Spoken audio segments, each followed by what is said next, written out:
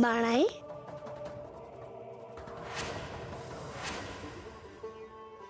बानाई, तुला माझं नाव कसं ठाव? मला सगळं ठाऊक आहे.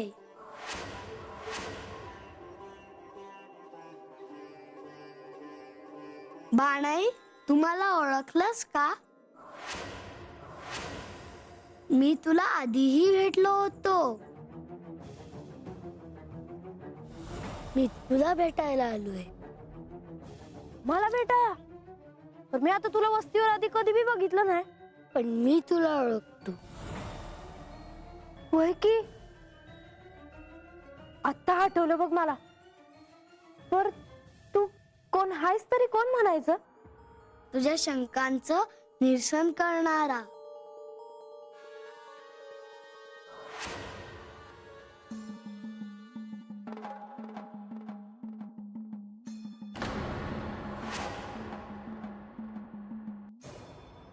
काय ग बानू, तुला आठवलं का कोण आहे यो? वय, तुला म्हणलं होतं बघ मी, मला एक पोरगा भेटला होता. आपल्या वस्तीवरलाच वाटला होता. वय वय, तोच हाय यो. म्हणजे मला पक्क ठाव आहे बघ. यो काय साधा सुद्धा पोरगा नाही. अगं त्याला समद ठाव आहे. बाणाई, मला सगळं ठाऊक आहे.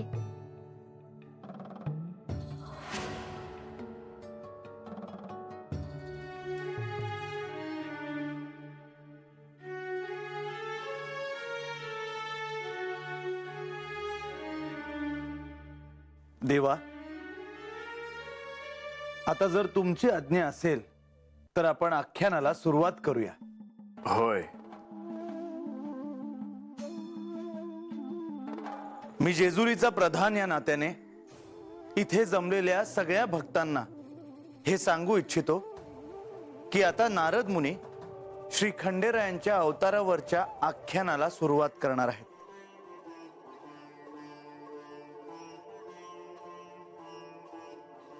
ही कथा आहे श्री मार्तंड भैरवांच्या अवताराची, मणिमल्लांना शासन करून सुरू केलेल्या शांती पर्वाची, मणिमल्लांच्या वधाची, त्यांच्याशी केलेल्या युद्धाची, सृष्टीला दैत्यांच्या तावडीतून सोडवण्याची. ही कथा ऐकणाऱ्या भक्तांवर श्री खंडेरायांचा आशीर्वाद सदैव असेल.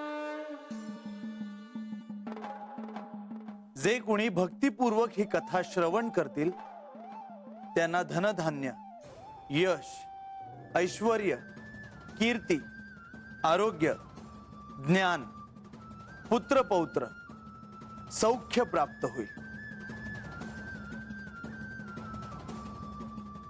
लोक हो, ही कथा बोधप्रद आहे. ह्याच्या श्रवणाने चांगले फळ मिळणार आहे. श्री खंडेरायांचा आशीर्वाद मिळणार आहे.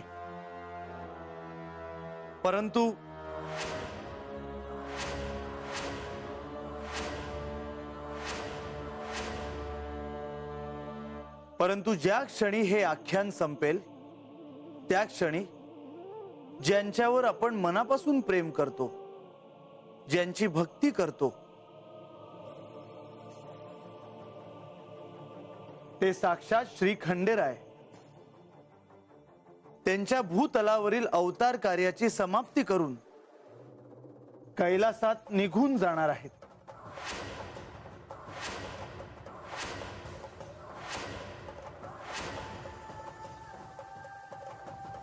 देवा,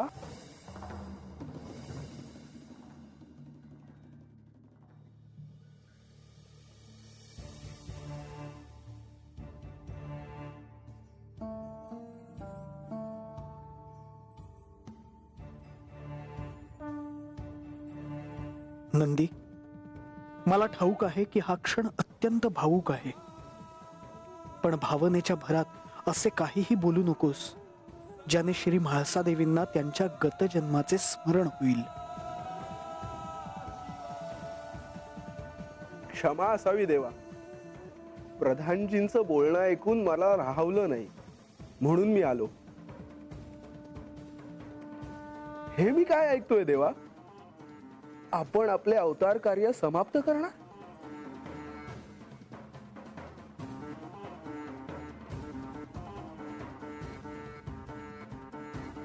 देवा, आपणच जर येथे नसाल तर या कैलास रूपी जेजुरीचं महत्व काय राहणार?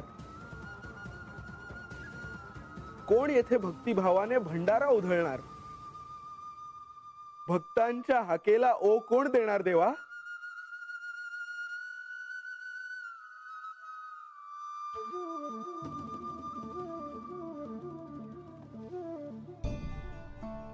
एक ना एक दिवस तो दिवस येणारच आहे, हे तू देखील जाणतोस आणि हे सत्य आहे.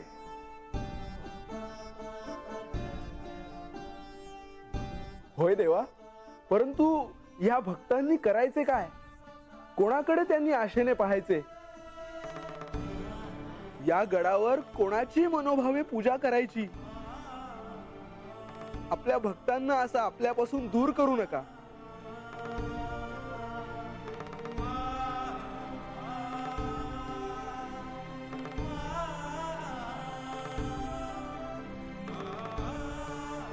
मला ठाऊक आहे की माझ्या भक्तांना ही जेजुरी अत्यंत प्रिय आहे. ह्या गडावर माझे दर्शन व्हावे म्हणून अनेक लोक दुरून ह्या गडावर येतात. माझ्या भक्तांची भक्ती माझ्यापर्यंत पोहोचते.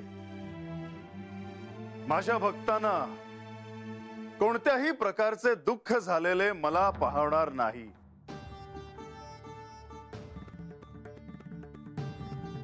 ह्या जेजुरी गडावर जरी मी शरीर रूपाने नसलो तरी येथे माझा अखंड निवास असेल. जो कोणी त्याच्या मनात माझ्या भक्तीचा भाव ठेवेल त्याला तो निवास जाणवेल, त्याला ती शक्ती जाणवेल.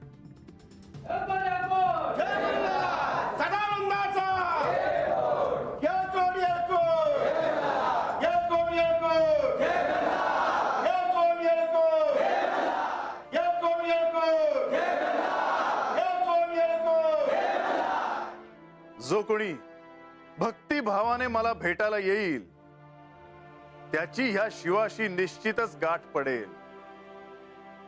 मी माझ्या भक्तांना कधीही अंतर देणार नाही.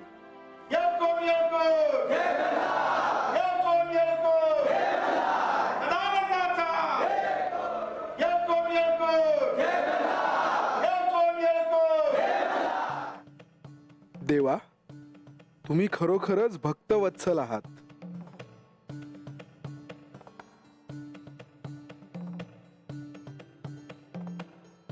आज मल्हारी चरित्राच्या आख्यानाला आरंभ होतो आहे. भक्तांसाठी हा अद्भुत अनुभव असेल. ह्या शिवलीलेत ह्या मल्हारी चरित्राचं अनन्यसाधारण महत्व आहे.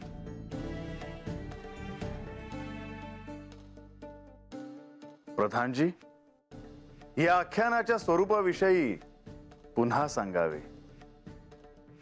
ह्या आख्यानात एक सत्य लपलेलं आहे. श्री म्हाळसादेवी आणि बाणाई यांचे मूळ स्वरूप काय आहे हे त्यांना शोधायचे आहे.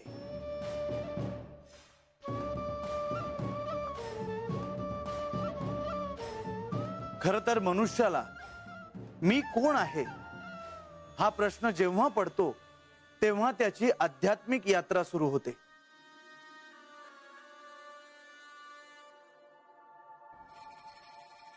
श्री म्हाळसादेवी आणि बाणाई यांना त्या कोण आहेत हे सत्य शोधायचे आहे.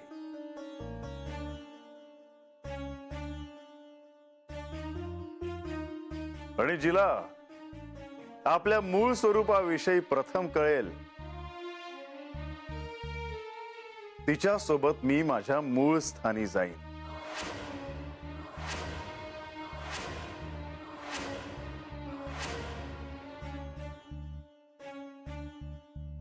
ह्या आख्यानात जर दोघींना काही शंका असतील तर त्यांचं निरसन हे बालस्वरूप करतील.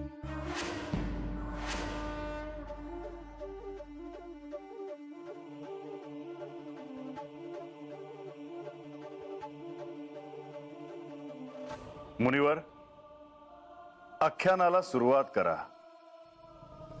जशी आपली आज्ञा देवा.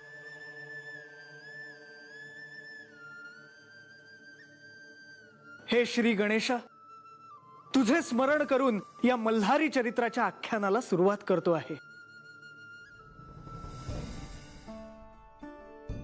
तू ज्ञानाची आणि कलेची देवता आहेस. हे आख्यान करताना सर्व सिद्धींचे सहाय्य लाभो.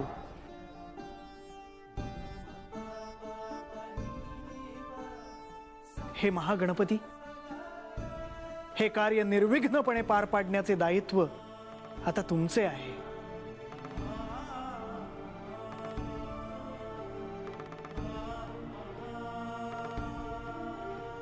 हे महादेवा, हे मार्तंड भैरवा, तुमची स्तुती करताना वेदही थकून जातील. पण आज हे चरित्र सांगण्याचे धाडस मी करतो आहे. आपला कृपाशीर्वाद असावा. माझे आराध्य श्री विष्णू, तुम्ही नेहमीच माझ्याकडून दिव्य कार्य करवून घेतले आहे. तुमच्या आशीर्वादाशिवाय हे शक्य नाही होणार. हे कार्य करताना माझ्या पाठीशी उभे राहावे ही प्रार्थना.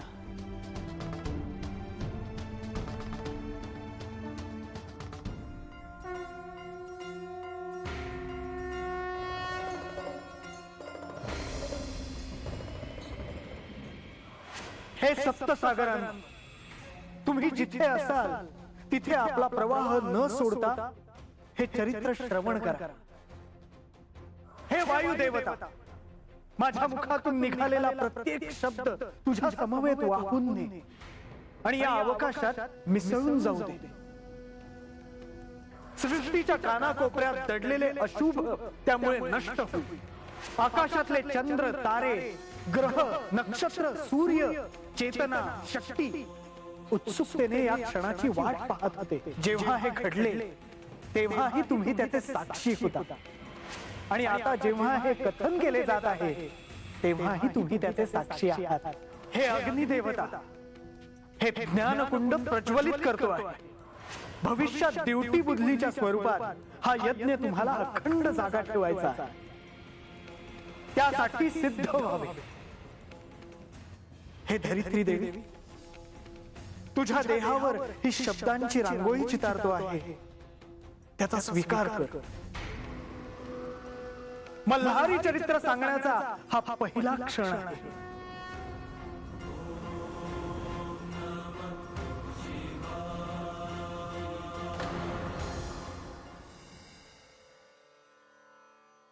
माझे पिताश्री श्री ब्रह्मदेव, आज तुमचा पुत्र एक असे चरित्र सांगणार आहे जे अनंत काळ या चराचरात घुमत राहणार आहे.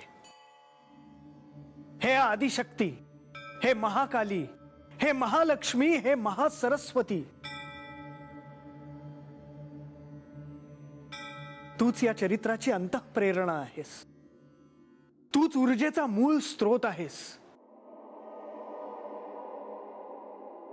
तूच या जगाला मोह मायेने व्यापले आहेस.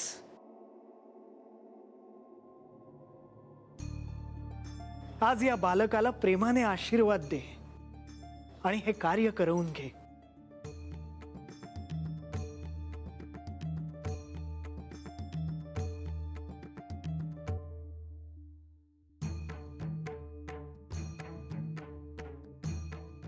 आज या जेजुरी गडावर मल्हार चरित्राची श्री खंडेरायांच्या मार्तंड भैरव अवताराच्या आख्यानाची सुरुवात होत आहे.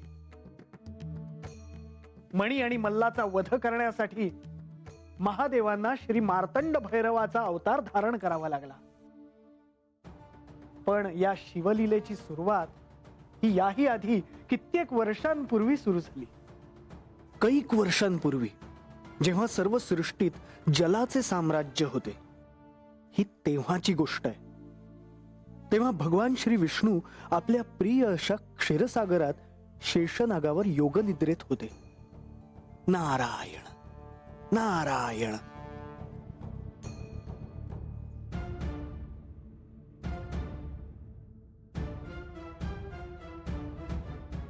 श्री विष्णू योगनिद्रेत असताना त्यांच्या कानाच्या मळातून 2 दैत्यांचा जन्म झाला.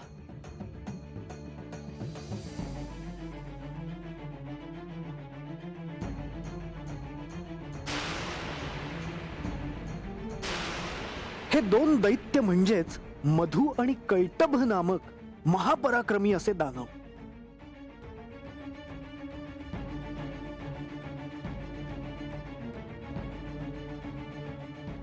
भगवान श्री विष्णूच्या कानातील मळापासून आपला जन्म झाला. परंतु हे असे होण्यामागचे प्रयोजन काय असावे? बंधू, या सृष्टीवरती दूर दूर पर्यंत दृष्टी जाता. इथे केवळ या जलाचीच सत्ता आहे हे स्पष्ट दिसते आहे. आपल्याला ही सत्ता कायम राखायची आहे आणि त्यासाठीच आपला जन्म झाला आहे. हो, तू योग्य बोलतोय कैठभ. परंतु आपल्याला आपली सत्ता टिकवण्यासाठी खरतर तप करावा लागेल. तुला तुझ्या शक्तींवर विश्वास नाही? अरे, आपल्याला सामोरं जाणारं या भूतलावर कोणीही नाही हे ध्यानात ठेव. तू एक गोष्ट विसरतोयस. आपण पराक्रमी जरी असलो तरी अमर नाही आहोत.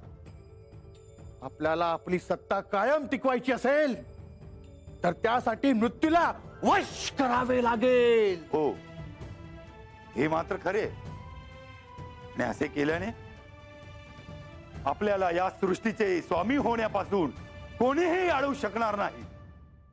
मधु आणि कैटभ अत्यंत शक्तिशाली होते, महापराक्रमी होते. पण त्रिखंडात सत्ता मिळवण्यासाठी त्यांना मृत्यूला वश करायचे होते आणि त्यासाठी त्यांनी कठोर तप सुरू केले.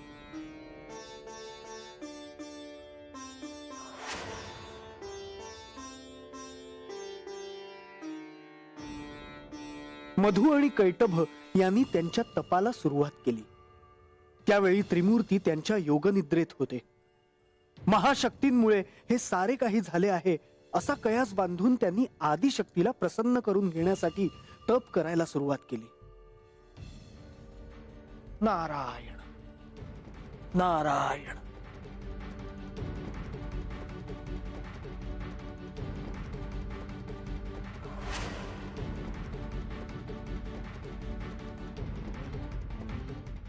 मुनिवर, काय झाले?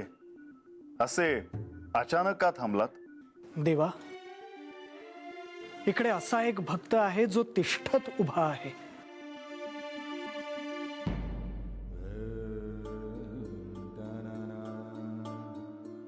अशा प्रसंगी माझी वाचा अडखळते. मी काय करू? हे आख्यान पुढे कसे नेऊ? इथे असा कोणता भक्त आहे ज्यामुळे असे घडते आहे मुनिवर? ते मला सांगता येणार नाही, पण आहे हे मात्र नक्की.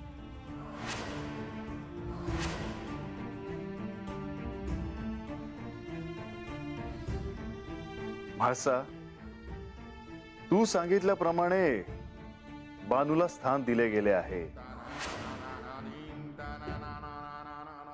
तेव्हा आता तिथेच तिला आसन ग्रहण करण्याची अनुमती द्यावीस.